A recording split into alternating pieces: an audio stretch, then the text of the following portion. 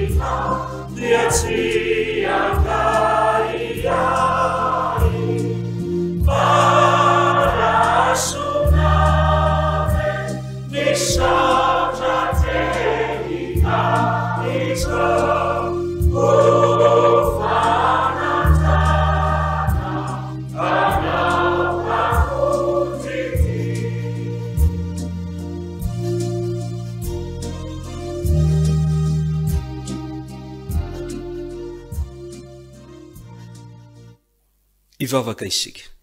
Midera sy mankalaza anao izahay ry Andriamanitra tompo rainay izay any an-danitro, rainay amin'ny alalan'i Jesosy Kristy zanakao ianao. Ianao tompo no mitondra ny fiainan'izao tontolo izao, azo antoka ny fitondranao, ary zany no mahatonga ny fiangonanao hiazona mafy ny finoananao. Manatrehara tompo izao fanompom-pivavahana izao ianao, izay ataonay amin'ny anaran'i Jesosy Kristy zanakao. Ary eo ka ny fanahinao masina ampiombona anay ka hosaina iray sy vava iray no iarahanay mankalaza anao sy ny voninahitra ao. Misaotra tompo. Amen. Rehefa malalaka eto amin'ny tompo, ny Andriamanitra izay ivavahantsika dia Andriamanitra manana ny sitrapony tia ny iainantsika. Raha sitraka ao dia andeha anjoy izao sitrapon'Andriamanitra izao isika izay tia ny iainantsika indray. Amin'ny anaran'ny tompo. Izao no lazainy ny voalohany sy ny farany, izay efa maty nefa velona indray. Fantatro ny fahorianao sy ny fahantrahnao, nefa manan-karena ianao. Ary ny fitenenany ratsy ataon'izay milaza ny tenan'o Jiosy kanjo tsy izy fa sinagogan'ny Satana. Aza matahotra izay efa hiaretanao, indro ny devoly efa no ny sasany aminareo ohatranomaiziny mba ho voazatoetra ianareo ary anapahoriana afoloana. Aoka ho matoky hatramin'ny fahafatesana ianao dia omeko anao ny satro-boninahitra ny fiainana izay manatsofina. Aoka izy iaino izay lazay ny fanahy amin'ny fiangonana izay maharesy dia tsy ho simba ny fahafatesana faharoa. Hoy ny fiangonana hoe sambatra ny mahitsy lalana izay mandeha araka ny lalàn'i Jehova, sambatra izay mitandrina ny teny vavolombelona ka mitady azy amin'ny fony rehetra. Amen. Iombonantsika ry havana ny hira fa 7 amby 30 ao amin'ny firana fanampiny ny 9 voalohany.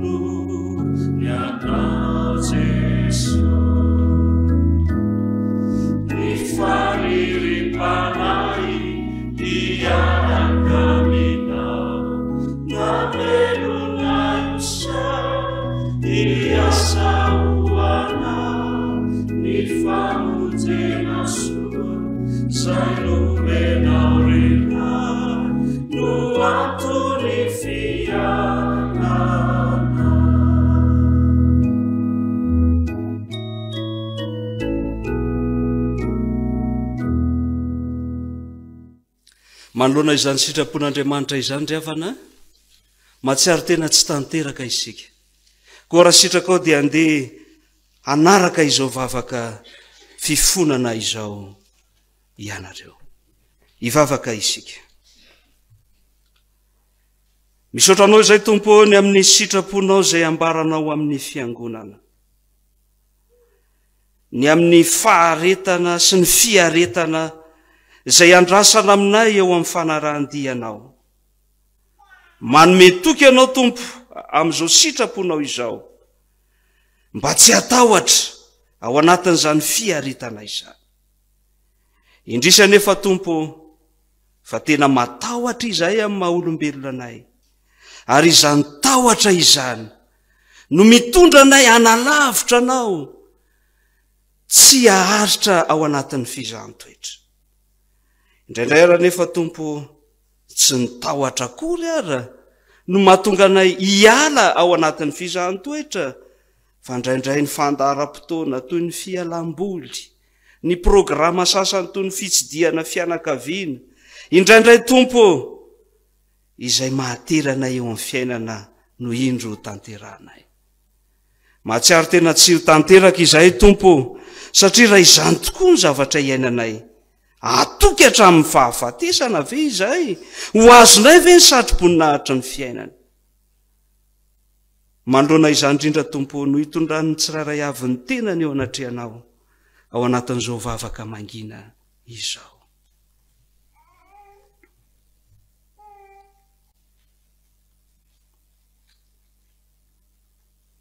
Misaotra Tompo fa mihaino vavaka ianao, ary mino izay Tompo fa ny rahasoa izay nalatsaky Jesosy Kristy teo amin'ny hazo fijaliana dia ampy ahadio anay tsirairay avy, ary ny asan'ny fanahy masina izay manavao ny fiangonana dia ampy hamerina anay indray ao anatin'ny lalana, dia ny lalana izay tarihanao anay amin'ny fanarahananao.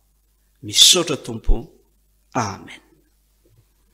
ataontsika ny 747 ny andininy voalohany ho toyan'ny fifonantsika eo anatrehan'Andriamanitra.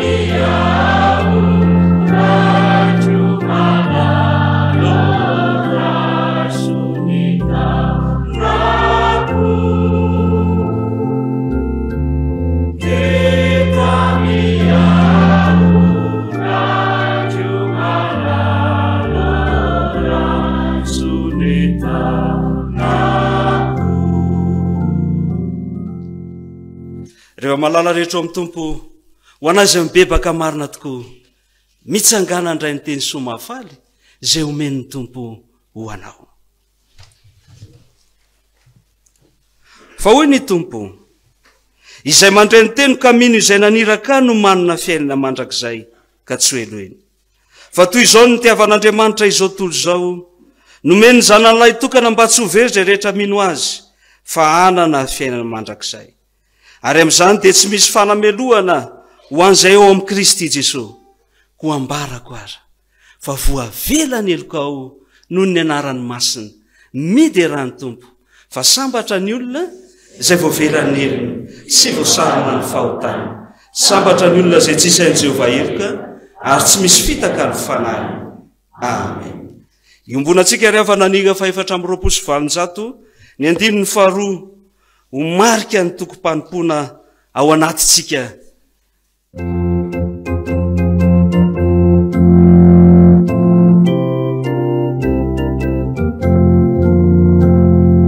Ny terminao Jesosy mparesy no ny fahanana salama, tanatin'ny ny faresy sy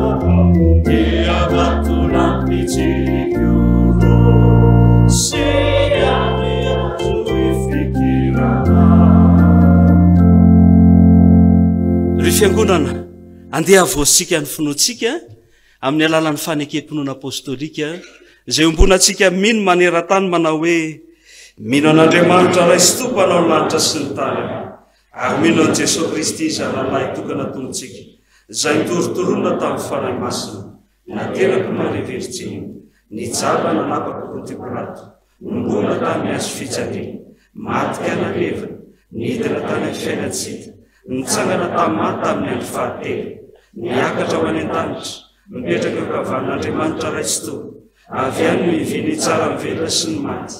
Mino ny fanahy masina aho, fiangonana masina maneran'izao tontolo izao, fiombonan'ny olona masina, ny famelan-keloka, ny fitsanganan'ny tenany maty, ary ny fiainana mandrakizay. Amen.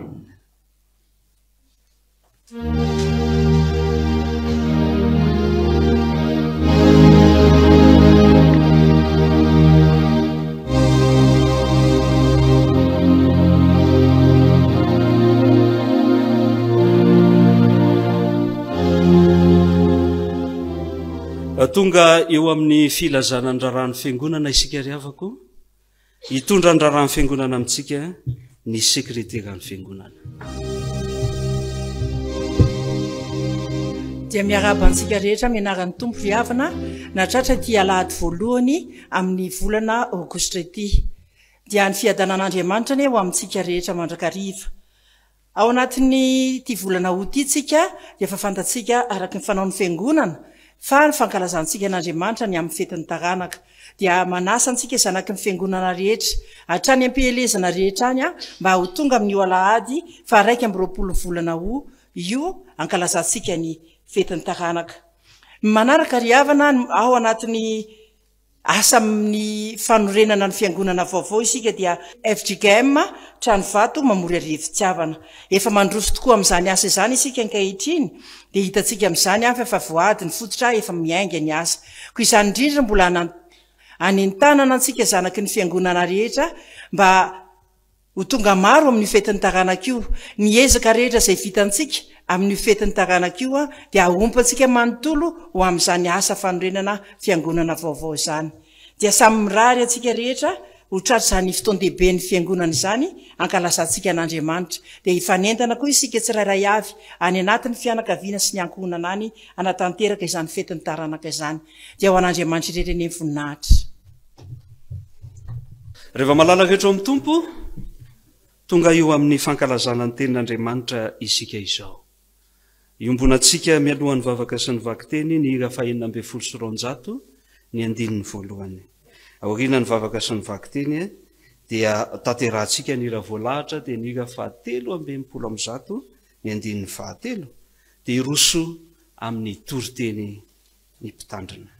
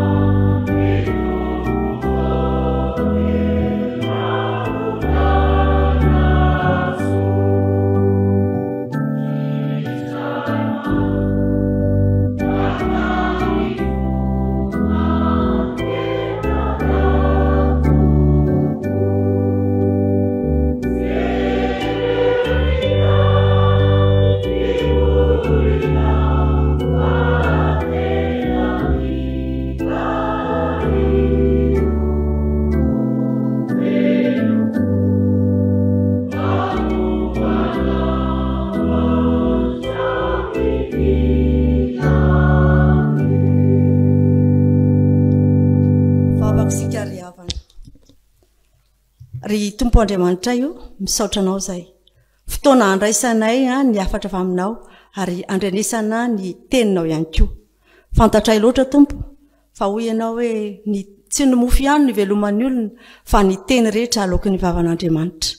Raha ianamaky ny teninao ary zay tompo ary andray ny afatra tanterahina ireo mpanomponao tsirairay avy. Angatahanay ny fanahinao masina tompo hiasa aminay tsirairay avy. Hanana saina feno fifantohana mandritra ny fotoana rehetra izay anatanterahana izany ary indrindra ampangino ny feotra rehetra tsy avy aminao mba tena hifantoka tanteraka ka aizana takarana izay rehetra tianao ambara aminay ao anatin'ny teny ary indrindra fa ny afatra amin'ny anaranao Jesosy teny tonga nofonao angatahana izany. Amen. Amaky ny tenin'Andriamanitra sika ry havana. Ny testamenta taloha araka ny Daniel toko 7 andininy 4 ka hatramin'ny 920. Rehefa hitantsika izany dia vatikina misesy amin'ny anaran'i Jesosy Kristy tompo.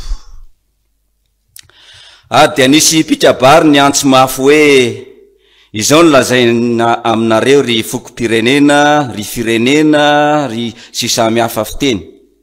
Rehefa mandreny feon'ny anjomara sy ny sobaba sy ny lokanga sy ny samboka sy ny vali sy ny symponi ary ny zava-maneno isan-karazany anareo dia miankohofa ka mivavaha amin'ny sary olona volamena izay efa natsangany Nebokadnesara mpanjaka ary na iza ny tsy miankohoka sy tsy mivavaka dia tsipy miaraka amin'izay ao anatin'ny laforo misy afo mirehitra. Koa tamin'ny fotoana nandrenesan'ny fokom-pirenena rehetra ny fanen'ny anjomara sy ny sobaba sy ny lokanga sy ny samboka sy ny vali ary ny zava-maneno isan-karazany dia niankohoka sy nivavaka tamin'ny sary olona volamena izay efa natsangany Nebokadnesara mpanjaka ny fokom-pirenena sy ny firenena ary ny samy hafa fiteny rehetra. Ary tamin'izay dia nisy kaldianina sasany nanatona ka niapanga ny jiosy dia niteny izy ka nanao tamin'ny Nebokadnezara mpanjaka hoe ry mpanjako ho velona mandrakizay ane ianao, ry mpanjako ianao efa nanao lalàna fa ny olona rehetra izay mandreny faneniny anjomara sy ny sobaba sy ny lokanga sy ny samboka sy ny vali sy ny semponia ary ny zava-maneno isan-karazany dia ankohoka hivavaka amin'ny sary olona volamena. Fa izay tsy miankohoka sy tsy mivavaka kosa dia atsipy ao anatin'ny lafaoro misy afo mirehitra. Koa misy jiosy izay nataonao tonian'ny raharaha amin'ny Babilôna sy ny feny dia Sadraka sy Mesaka ry Abednego. Ireo lehilahy reo tsy mba nanaiky ny teninao akory. Ry mpanjako, tsy mba nanompo ny Andriamanitra ao izy na mivavaka amin'ny sary olona volamena izay efa natsanganao. Dia niteny tamin'ny fahavinirana sy ny fahatezerana ny Nebokadnezara ka nasaina laina Sadraka sy Mesaka ry Abednego. Dia nentiny teo anatrehany mpanjaka ireo lehilahy reo. Dia niteny Nebokadnezara ka nanao taminy hoe mo fanahy nininareo va ry Sadraka sy Mesaka sy Abednego no tsy mba nanomponareny Andriamanitra na ivavahanareo amin'ny sary olona volamena izay natsangako. Ankehitriny raha miomana ianareo amin'izay handrenesanareny fanenony anjomara sy ny samboka sy ny vali sy ny semponia ary ny sobaba sy ny lokanga ary ny zava-maneno isan-karazany ka miankohoka sy mivavaka amin'ny sary olona vola izay nataoko, dia tsara zany. Fa raha tsy mety mivavaka kosa ianareo dia atsipy miaraka amin'izay ao anatin'ny lafaoro misy afo mirehitra. Ary iza moa zany Andriamanitra mahavonjy anareo amin'ny tanako zany? Dia namaly Sadraka, Mesaka ary Abednego ka nanao tamin'ny mpanjaka hoe ry Nebokadnezara, tsy misy antony tokony hamalianay anao akory ny amin'izany zavatra zany. Ino Andriamanitra izay tomponay dia mahavonjy anay amin'ny lafaoro misy afo mirehitra sady mahavonjy anay amin'ny tananao ry mpanjako. Ary na dia tsy zany aza, aoko fantatrao ry mpanjako fa ny Andriamanitra ao dia tsy ho tomponay ary ny sary olona volamena efa nitsanganao dia tsy ivavahanay. Dia feny fahatezerana ny Nebokadnezara ka niova ny tarehiny tamin'ny Sadraka sy Mesaka ary Abednego dia nasainy nafanana impito mihoatra noho ny famanana azy ny lafaoro. Ary izay lehilahy matanjaka indrindra tamin'ny miaramilany no nasainy namatotra ny Sadraka sy Mesaka ary Abednego sy nanipy azy tao anatin'ny lafaoro nisy afo mirehitra. Dia nafatotro lehilahy ireo nefa mbola teny amin'ny ihany ny lobany sy ny akanjony ary ny kapotiny mba amin'ny fitafiany hafa koa, ka dia natsipy tao anatin'ny lafaoro afo mirehitra izy. Ary satria mafy ny teny mpanjaka dia natao mafana indrindra, mamay indrindra ny lafaoro, dia maty ny lehilahy fa ireny lehilahy izay nanipy any Sadraka sy Mesaka sy Abednego. Ary izy telo lahy ireo, Sadraka sy Mesaka ary Abednego, dia voatsipy ampapitorana teo anatin'ny lafaoro nisy afo mirehitra. Dia talanjona Nebokadnezara mpanjaka ary nitsangana faingana izy ka niteny tamin'ny mpanolotsainy hoe motsy telo lahy mifatotra vao no natsipitsika tao anatin'ny lafaoro. Dia namaly ny mpanjaka ireo ka nanao hoe marina zany ry mpanjako. Ary hoy izy, ka no indro aho mahita efa-datsy mifatotra mandehandeha ao anaty afo, nefa tsy naninona akory izy. Ary ny fijery ilay faefatra dia tao zanak'Andriamanitra. Dia nanatona amin'ny varavaran'ny lafaoro nisy afo mirehitra Nebokadnezara ka niantso hoe ry Sadraka sy Mesaka sy Abednego, mpanompon'Andriamanitra velona avy indrindra, mivoa ka avy aty. Dia nivoaka avy tao anatin'ny afo Sadraka sy Mesaka ary Abednego. Ho toizantsika ny famakiana ny soratra masina izay ho hitantsika ao amin'ny Marka toko 9 andimy faefatra amby 30 ka hatramin'ny 7:30. Marka toko 9 andimy faefatra amby 30 ka hatramin'ny 7:30. Rehefa ho hitantsika dia vakiana amin'ny anaran'ny Tompo. Ary natsoiny hanantona azy ny vahoaka mba amin'ny mpianany, dia hoy izy taminy, raha misy ta hanaraka ahy, dia aoka izy andany tenany sy hitondra ny azo hijaliany ka anaraka fa na iza ny tamonjy ny ainy dia avery azy ary na iza no avery ny ainy no ny amiko sy ny filazantsara dia amonjy izany fa inona ny soa azon'ny olona raha mahazo izao tontolo izao aza kanefa avery ny aina fa inona no omen'ny olona hotakalo ny aina fa na iza no menatra sy ny teniko amin'ity taranaka sady mijangajanga no manota ity dia homenatra azy koa ny zanak'olona raha avy amin'ny voninahitry ny rainy mba amin'ny anjely masina. Amen.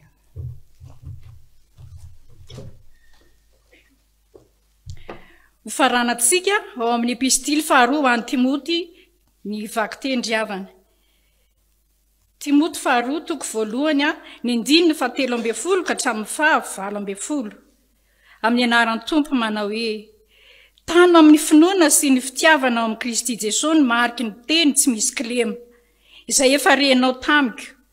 Ilay zavatra tsara natolotra anao dia tehirizo amin'ny fampaherezan'ny fanahy masina izay mitoetra ao anatintsika. Fantatrao fa efa nahafoy ahy izay rehetra any Azia, isan'ny reny Figelo sy Hermogena. Omeny Tompo famindrapoany ny ankonany Onesforosy satria namelombelona ny fanahiko matetika izy fa tsy menatra ny gadrako. Fa raha tany Roma izy dia nitady afatratra ka nahita. Ny Tompo ampahita azy famindrapo amin'ny Tompo amin'izay andro izay. Ary ny afatratry ny nanompo ny atany Efesosy dia fantatrao tsara. Amen. Ray masonao manamasinana amin'ny fahamarinana ny teninao ny fahamarinana. Amen. Rehefa malalaka eto amin'ny Tompo andeha hiaraka hitsangana isika hanao niga voalahatra.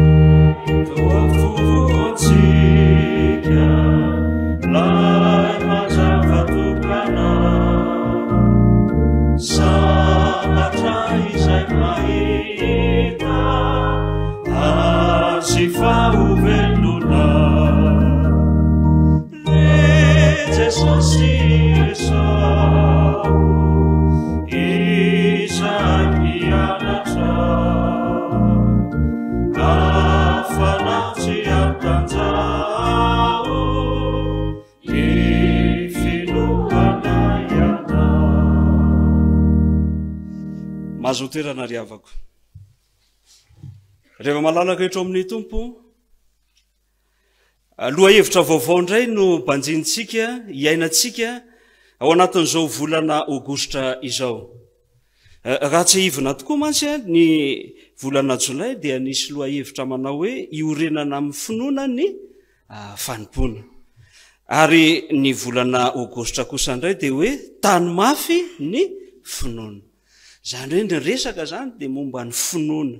Zany hoe le olona niorina tamin'ny finoana zany no atao maninona ny finoana indray amin'izao volana Aogositra izao, mitazona mafy ny finoana.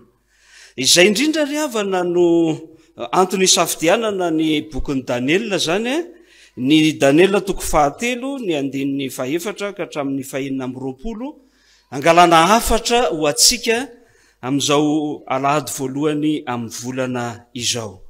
Afatra telo riavana no ndeha horaisitsika ao anatin'izao perikopa izao.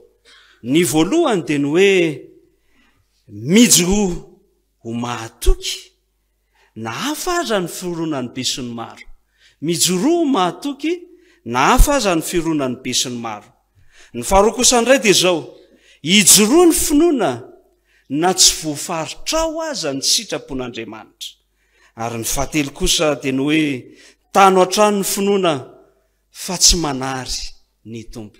Tano hatrany ny finoana fa tsy manary ny Tompo. Voalohany zany dia ny hoe mijoroa ho mahatoky na dia hafa aza ny fironan'ny be sy ny maro.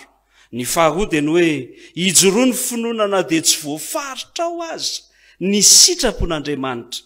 Ary ny fahatelo kosa dia ny hoe tany oatrany ny finoana fa tsy hanary ny tompo. Ny voalohany zany zao dia ny hoe mijoroa mahatoky na hafa aza ny fironany be sy ny maro. Rehefa mijeritsika rehefa ny andininy voalohany ka hatramin'ny 12 dia hitatsika fa nanan-kery tamin'ireto babilonianina ireto ny iraka izay nampanaovan'ny Nebokadnezara anamafy na anamasina ny sary olona izay nataony. Ary hitatsika ihany koa fa lasa nivadika didy izany iry amin'ny andininy 4 iry izay entiny mpikabary.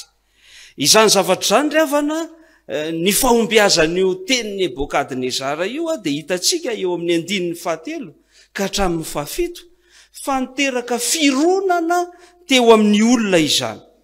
Ny andininy 7 ohatra zany zao dia ahitatsika ny fironan'ireo tompona ndraiky mpanjakana ambony.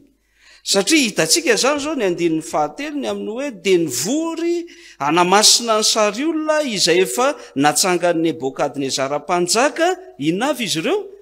Ny solompanjaka sy ny mpanapaka, ny governora, ny andrem-bavety, ny mpitahiry ny volam-panjakana, ny mpahay lalàna, ny mpitsara ary ny komandy isa tokony ka dia nitsangana tandrifon'ny sary olona ireny izay efa natsangany Nebokadnezara. Fa ny andininy 7 ihany koa rehavana dia misy fironana anankiray. Ny andininy 7 kosa indray dia ambagany amin'ny hoe amin'ny aran'ny tompo koa tamin'ny fotoana nandrenesan'ny fokom-pirenena rehetra ny fanenony anjomara sy ny sobaba sy ny lokanga sy ny sobaka sy ny vali sy ny zava-maneno isan-karazany naninon'ireo olona ireo? Ny ankohaka sy ny vavaka. Zany hoe le fokom-pirenena rehetra zany azo ambara zany fa ny sarababem-bahoaka. Fironana anankiroa zany reo olo-mpanjakana ambony fa ndray kosa dia ny sarababem-bahoaka. Fa rehefa mijery ny andininy 12 sika riavana dia misy zavatra miavaka kosa indray eo. Ny andininy 12 mantsy dia misy jiosy izay natao tonian'ny raharaha tamin'ny Babilôna sy ny fehany dia Sadraka sy Meksaka ary Abednego. Ireo lehilahy ireo kosa dia tsy mba nanaiky ny teny Nebokadnezara anompo an'io sary olona io. Rehefa malala rehetra ao amin'ny tompo, raha tomorintsika tokoa mantsy ity andininy 12 ity dia ahitatsika fa 3 lahy izy ireo, tsy mbo maro anisa tahaka an'iretsy tompona ndraiky mpanjakana ambony iretsy na iretsy sarababem-bahoaka iretsy. Hitatsika ihany koa fa izy 3 mirahalahy ireo dia manana ndraikitra ambony mitovy amin'iretsy voatonona tetsy aloha iretsy.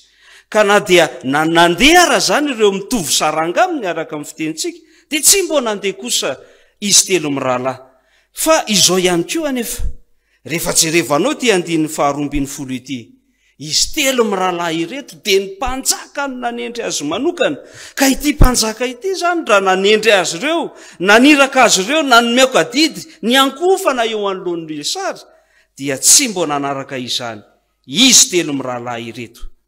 Rehefa malala rehetra ao amin'ny tompo, araka izany ny joro mahatoky izy 3 mirahalahy na dia afara no ironany be sy ny maro dia nijoro izy mirahalahy ho mariky ny finoana.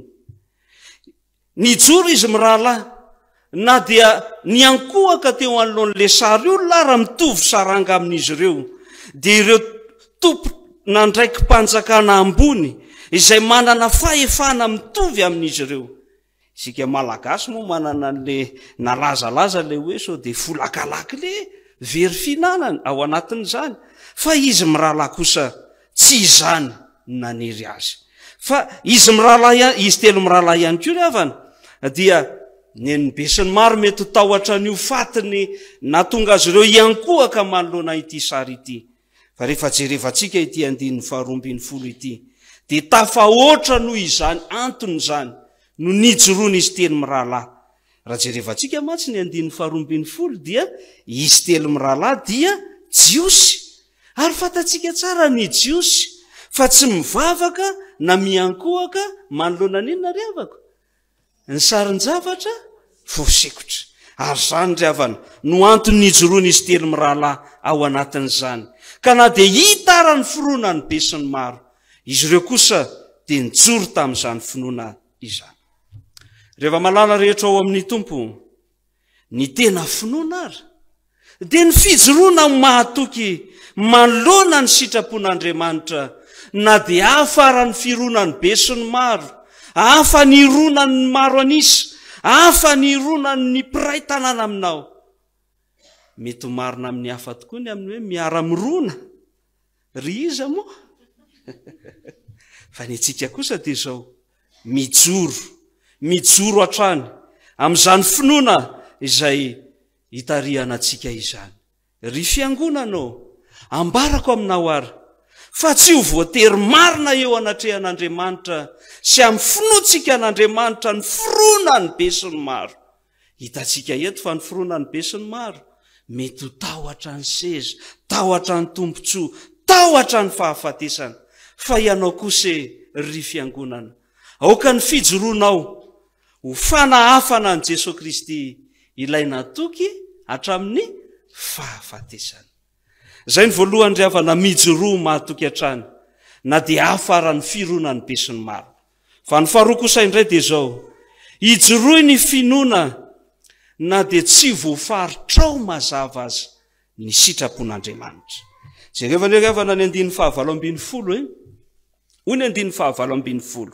amin'ny anaran'ny tompo ary na dia tsy izany aza aoka ho fantatrao ry mpanjako fa ny Andriamanitra ao dia tsy hotomponay ary ny sary olona volamena izay fanatsanganao dia tsy hivavahanay izany 9:20 zany ry havana dia milaza fa tsy tena voafaritra ry Sadraka sy Mesaka ary Abednego ny sitrapon'Andriamanitra izany akory tsy milaza fa tsy manam-pinoana izy telo mirahalahy ireto fa rehefa jerevantsika tokoa ny 9:20 sy ny 7:20 dia hitantsika mazava eo ny finoana izy telo mirahalahy ireto ahoana ny 9:20 ry havako ahoana ozy izy amin'ny anaran'ny tompo dia namaly Sadraka sy Mesaka ary Abednego ka nanao tamin'ny mpanjaka hoe ry Nebokadnezara tsy misy antony tokony hamaliana ianao akory ny amin'izany zavatra izany zany hoe nytiany olazaina zany dia zao le teny Nebokadnezara rehetra aloha etsy manao hoe mo mahavonjy amin'ny tanako vany Andriamanitra reo dia io zany ny teny manao hoe tsisy antony tokony hamaliana ianao ndikan'izany zany ohatry ny Yesu teny zany manao ianao ane olombelona ihany ry Nebokadnezara afaka nifaninana amin'Andriamanitra ay ve ianao ary jereva ihany koa ny 9:7 momba izany finoana izany irahantsika mamaky amin'anaran'ny tompo manao hoe indro Andriamanitra zay tomponay dia mahavonjy anay amin'ny lafaoro misy afo mirehatra sady hamonjy anay amin'ny tananao ry mpanjako zany kosa indray zany ny finoana manao hoe raha io lafaoro io azon'Andriamanitra vonjena amin'io izahay fa le 9:20 ry havana hafa kely ny 9:20 zany manao hoe amin'anaran'ny tompo ary na dia tsy izany aza azontsika tsara zany zavatra ary na dia tsy izany aza zany hoe ny dikan'izany dia zao tsy voafaritra izy telo mirahalahy no mety ho sitrapon'Andriamanitra amin'izay hitantana ny fiainan'izy ireo toy izao anie zany zavatra any ry havana eny toy izao izany izy telo mirahalahy ireto zany manoloana izao lalana ho diaviny izao dia milaza ny fahafahan'Andriamanitra amin'ny fampanjakana ny sitrapony izao zavatra hitantsika izao ihany koa dia milaza fa Andriamanitra dia mahay manafaka any Sadraka sy Mesaka ary Abednego nefa manana ny sitrapony manokana izay azy samirery raha le 9:7 zany dia miteny Sadraka sy Mesaka ary Abednego manao hoe ain'Andriamanitra zany kanefa le 9:20 dia zao mety mahay manafaka izy nefa manin'Andriamanitra manana ny sitrapony izy ary tsy izany ihany anefa no hevitra zao 9:20 izao fa no hoe manana ny fahefana feno Andriamanitra nefa mahay manao mihoatra no izay fanafahana andrasana izy telo mirahalahy ary zany ry havana ny finoana izany mijoro izy fa mahay manoatra noho izay eritreretiny Andriamanitra tsy takatry ny saina ny sitrapon'Andriamanitra ka ny marina zany dia izao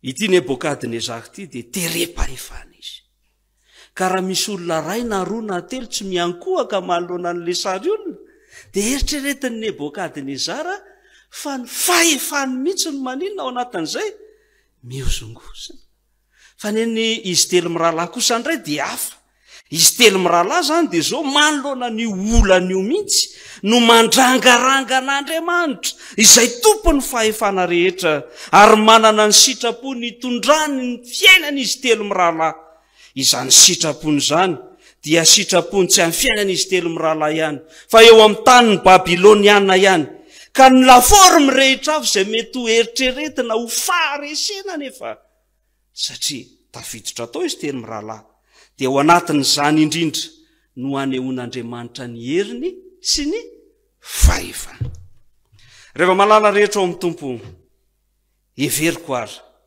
fa izao ataony Sadraka sy Mesaka ary Abednego izao no tena fijoroana amin'ny finoana mety tsy ho fatatsika izay hitondran'Andriamanitra amin'ny fiainantsika fa manova tahaka andry izy telo mirahalahy reto hoe matokia hatrany an'Andriamanitra mety ho hafa ny fandresen-dahatra atao anatintsika fa matokia ny fitondran'Andriamanitra zay hafa noho ny fieritreretantsika satria manana lalana izy dia lalana hieverana ny fiainantsika rehefa malala rehetra ao amin'ny tompo manana ny fahefana feno ary izy hitondrana ny fiainantsika dia izay sitraky ny fony izany ary ambarako amin'ny famaranana izao fizarana izao manao hoe mety ho tondra antsika manoloana ny zavatsarotra Andriamanitra toa andry Sadraka sy Mesaka ary Abednego dia manoloana ny laforme rehatrafo izany nefa hijoroy hatrany ny finoana an'Andriamanitra fa ny tena finoana marina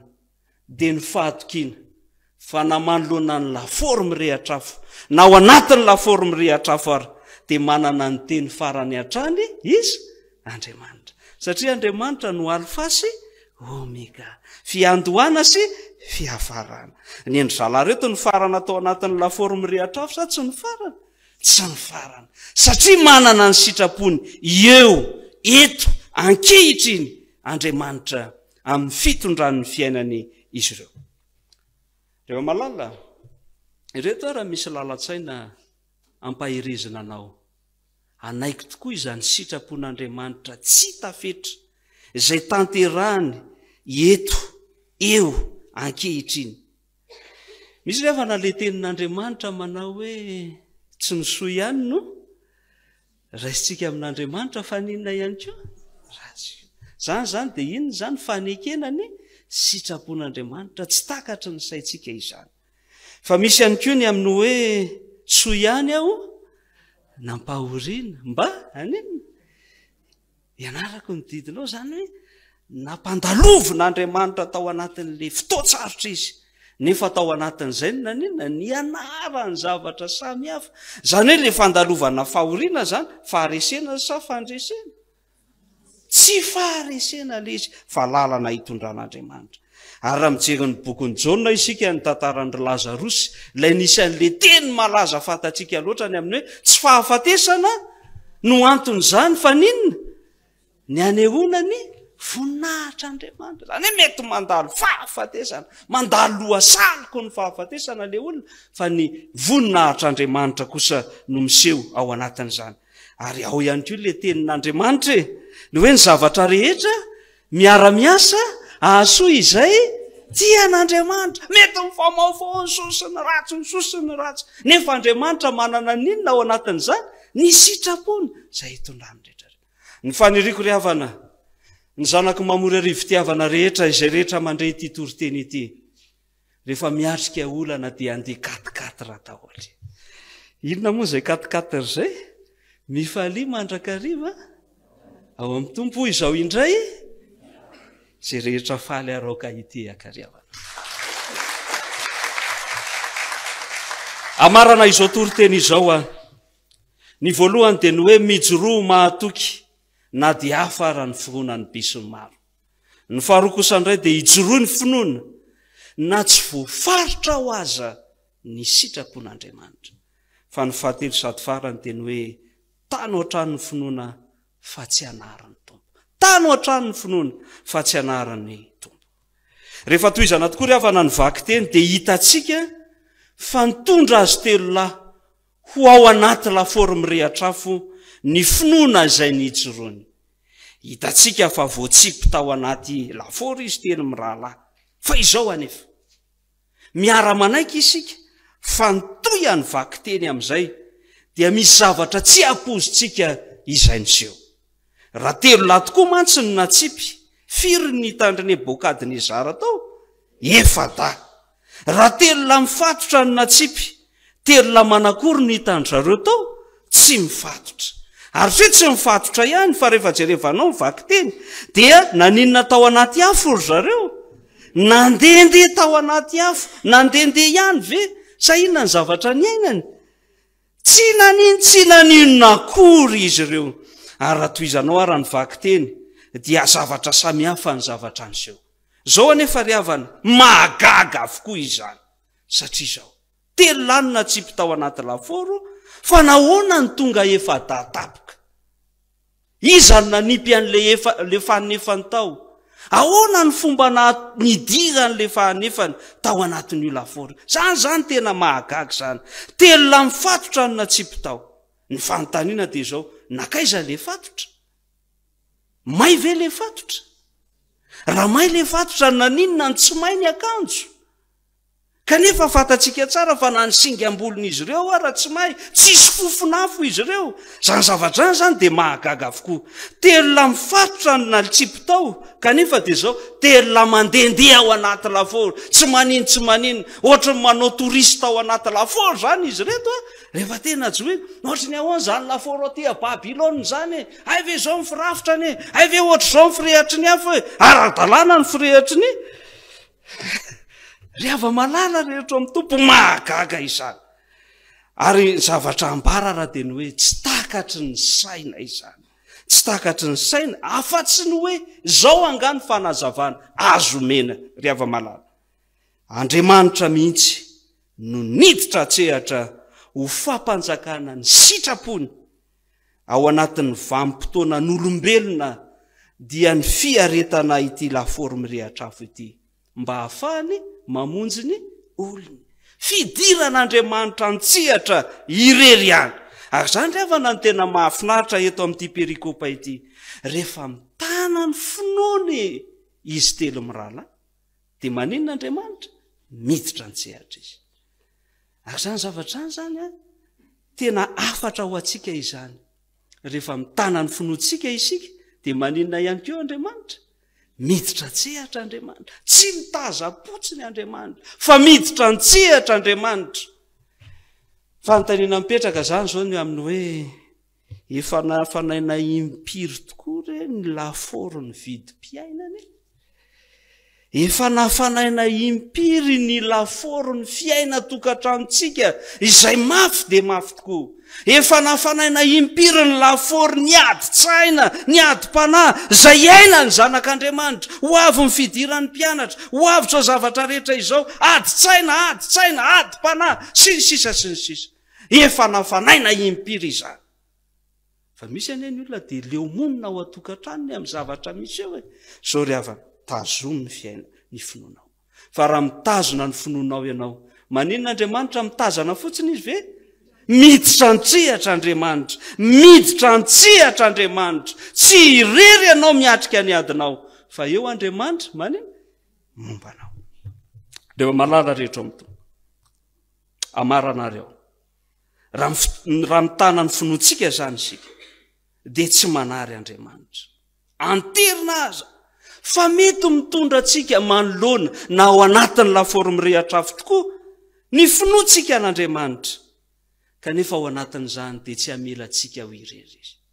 Fa izao koa anefa ry havana, ary ity zavatra ity mamperitreritra.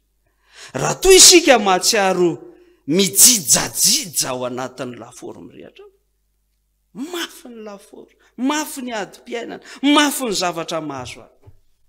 amin'ny maha-olombelona atsika mety mahatsiaro izany sika fa izao anefa raha ohatra sika ka mijijajija lava mieritreritra fa onjonjonao samyrery ny fiainanao dia mifantaniana tokony apetraka dia manao hoe ianao irery tokoa ve ny ao anatin'ny laforsa miaraka aminao Andriamanitra azonao tsara izany zavatra fantany atena izany zavatra izany afatra ho antsika ry havana sady fampiorenana ny finoanao raha ny fijoroanao amin'ny finoanan'Andriamanitra no mitondranao ao anatin'ny lafaoro mahamay dia hoy aho hoe aza miala amin'Andriamanitra ianao tany ny finoanao fa tsy anaranao Andriamanitra ary ny faharoa dia izao raha ny amin'ny Jesosy Kristy sy ny teny no hijoroanao dia izy ilay zanak'Andriamanitra ilay efa niteny manao hoe naiza iangonana telo amin'ny anarako dia eo avoany aho no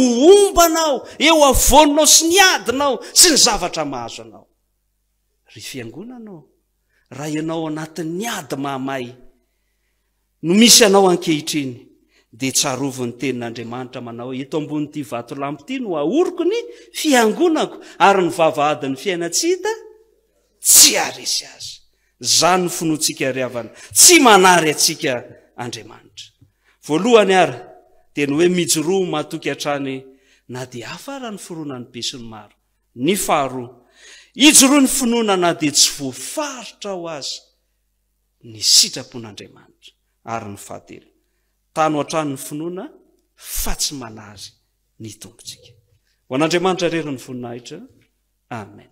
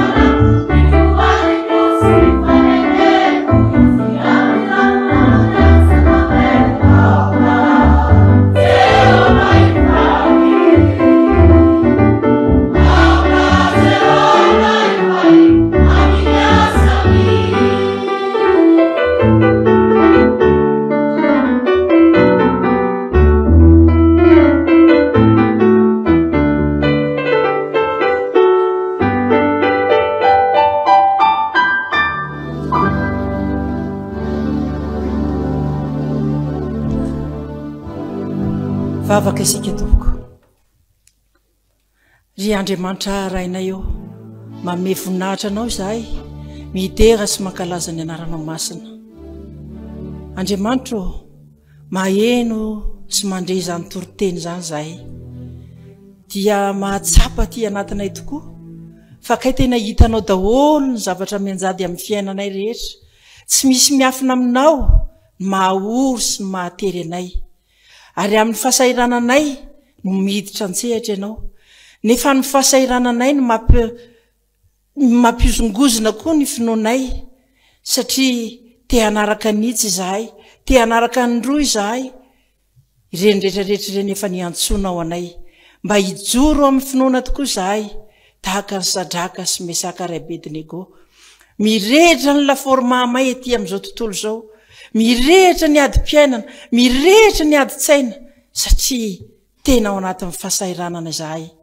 andriamanitra ampijoroa izahay ny fananao masina ny elo lalana anay amin'ireny rehetra ireny ary ny fananao masina no tonga ao anatinay ampijoro anay ka nome anay fahendrena hieritrretanay tsara aiza no tany alehanay aiza no alehanay so ihany fa misy ny mpanomponao andriamanitra izay mitory ny teninao isan'andro san'andro aminay mampahafantatra anay fa tokony hijoro amin'ny finoana izahay mijoro amin'ny finoana mba tsy hizongozona amin'ny fironany rehetrarehetra zay mandrabiraby anay atiany misy famonjena atiany misy famonjena dia mahatoky anao ary izay tompo fa mbola hijery anay ianao ameo anay ny fananao masina hiazonanay izany finoana izany ary isan'andro san'andro hoe dia ataovy mahay manankina amin'ny fiainanay aminao satria ianao ilay efa niteny hoe naizanaiza iantsonareo eo amin'ny toerana rehetra izay antsonareo ny anarako no anatonako anareo ka na ny anatin'ny tokantranonay ihany izay mahatsiaro fa mafy ny adinay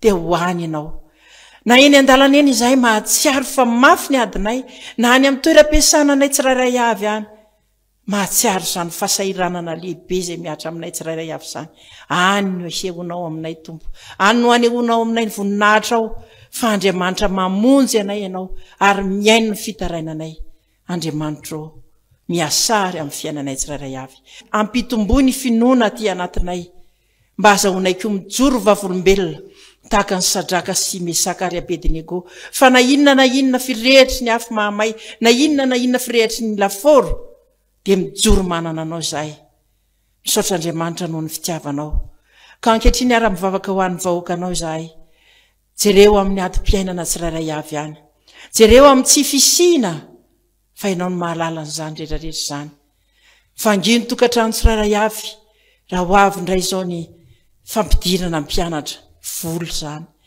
ho avy ny zavatra rehetrarehetra izay atao ao ny adidy isan-karazany volo izany kanefa mahatoky fa ny arena avy aminao nanomezanao anay mbola anomezanay ianao ihany koa tompo jereo ny marary jereo ny manam-pahoriana amin'izao fiainana izao fa ianao no mamangy azy ireny ampahery ampitraka ary ninina mahazo azy dia hitanao ireny dia manana izay tiany ambarako ny vahoakanao tsirairay avy eno ny vavaka mangina izay ataon'izy ireo mba ho tafapaka eo aminao andriamanitra ray ny fitaraina miaino tompo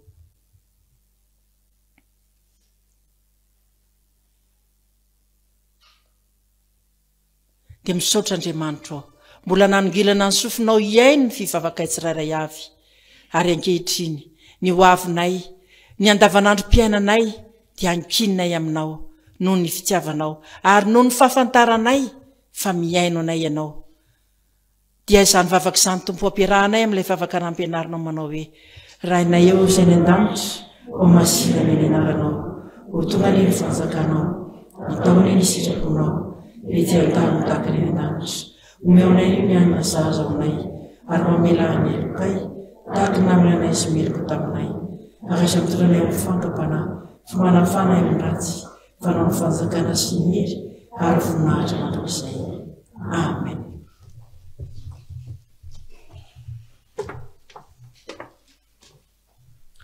rehefa malalaka ehtro amin'ny tompo andeha magana izao fanompo-pivavahana izao isika iaraka hitsanganaka isika anoniga voalahatra